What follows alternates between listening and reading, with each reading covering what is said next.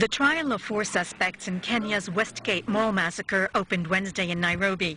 4 men are on trial, charged with lending support to the attackers. There are no details of the nature of their alleged support, but sources say the prosecution will argue they helped provide logistical support for the gunmen, including organizing accommodations. All 4 have pleaded not guilty to the charges.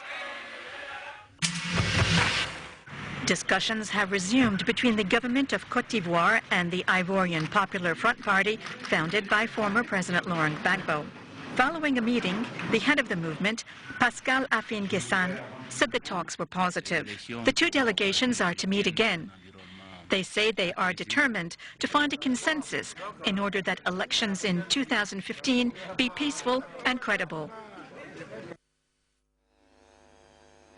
It is now official. Uganda has finally confirmed the deployment of hundreds of its soldiers to South Sudan to bolster the government of President Salva Kiir. Ugandan forces crossed the border early last month following an upsurge of fighting between government forces and rebel soldiers loyal to former Vice President Dr. Riek Machar. But as we hear in the CFI report, some Ugandans have expressed reservations about the army's deployment to another complex conflict.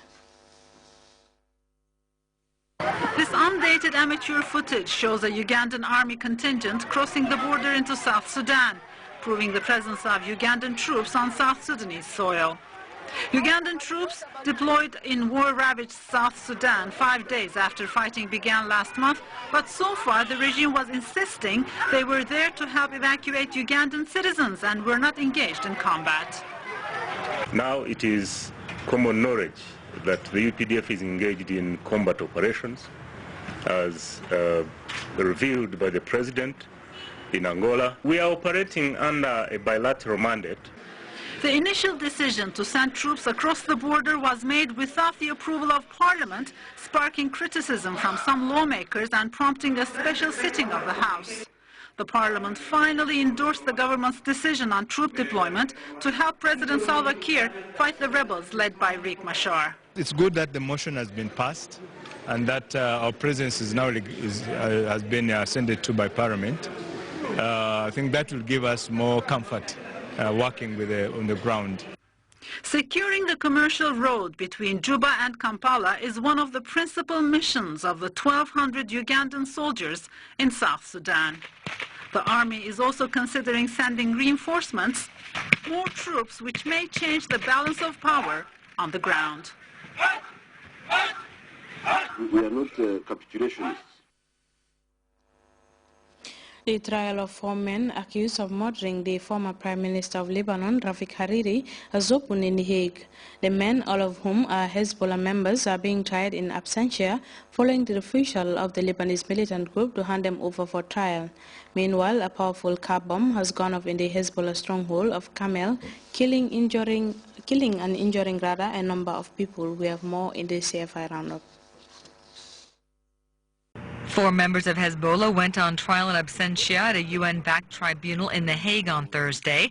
They are accused of murdering former Lebanese Premier Rafik Hariri in a car bombing in Beirut in 2005. The huge blast also killed 22 people and wounded 226. The attack was initially blamed on pro-Syrian Lebanese generals, but later was attributed to members of the Syrian-backed Shiite movement Hezbollah. 2 of the suspects are accused of detonating the bomb, while 2 others supposedly made a fake video claiming responsibility for the attack by a fictional fundamentalist group. The people of Lebanon have the right to have this trial, to hear the evidence, and to seek the truth. Despite the perpetrators' efforts to conceal their involvement in this attack, the truth leaves its traces. The investigation is pointing to Syria and Iran, 2 countries which refused to allow the emergence of an independent Sunni leader inside Lebanon. But the real masterminds behind the assassination will not be tried by the UN Special Tribunal. I don't think the court itself, even if it has a clear verdict, is going to stop other political assassinations, unfortunately, because these have been going on for decades and will continue to go on. And it's not easy to get the UN Security Council to create a court every time there's an assassination. The war in Syria has taken the spotlight away from the assassinations of Rafik Hariri and journalist Samir Kassir and Gebran Tweni. On Thursday, a suicide attack killed 3 people in the city of Ermel, a bastion of Hezbollah close to the Syrian border. Sectarian tensions continue to run high in Lebanon.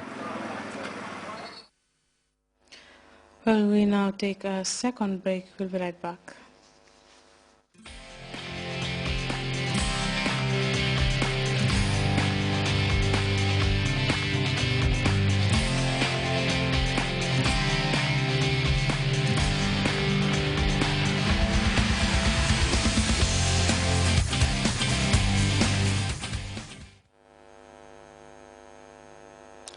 Time now to join the Central Focused Office for a look at the day's weather report.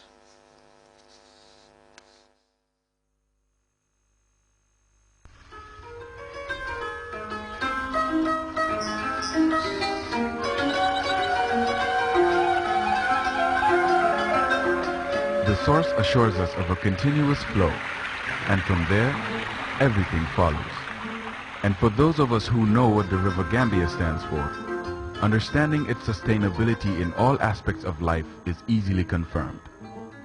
The River Gambia provides nutritious delicacies as food, while it provides its wildlife a balanced ecosystem. This river, as a sanctuary, is committed to its inhabitants' needs without season.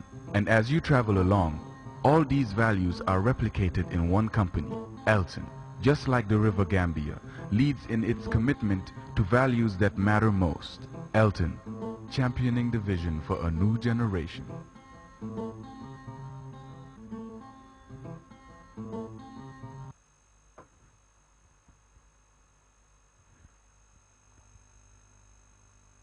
Hello viewers and welcome to weather forecast. For today it has been partly cloudy, sunny and warm in the afternoon. The satellite picture indicates convective clouds over parts of central and southern Africa. These clouds will give rain and thunderstorm over affected areas, as over the Gambia and Senegal remain completely stable.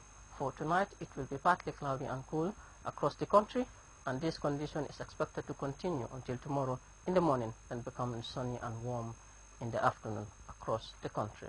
The wind flow will be northwesterly over the whole country, and the speed will range from 10 to 20 kilometers per hour. Minimum temperatures will be 17 degrees Celsius over Greater Banjul area, 16 over West Coast and the Lower River regions, 14 over North Bank region, as the rest will record 15 degrees Celsius.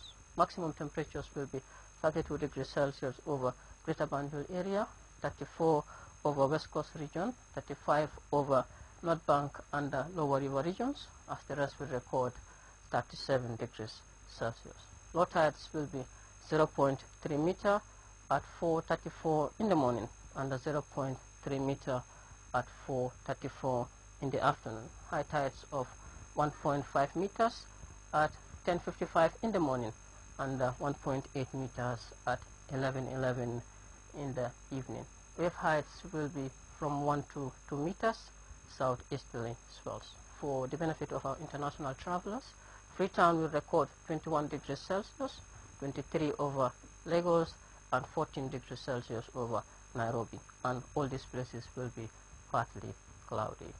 London will record 7 degrees Celsius and 5 degrees over Brussels. Both places will have snow showers tomorrow.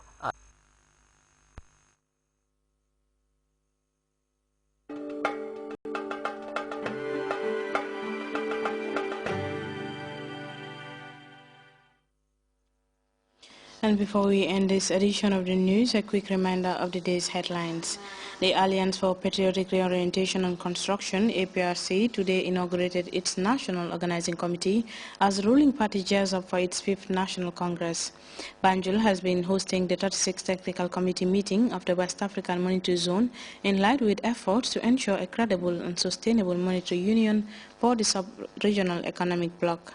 Voters in Egypt have overwhelmingly endorsed a draft constitution in a national referendum boycotted by the outlawed Muslim Brotherhood. And the trial of 4 men accused of murdering the former Prime Minister of Lebanon, Rafik Hariri, has opened in The Hague, but the quartet of all of them, the Hezbollah members, are being tried in absentia following the refusal of the Lebanese militant to hand the group over. Well, that's all in this edition of the news. Thank you very much for watching. We'll be back at 10 with another bulletin.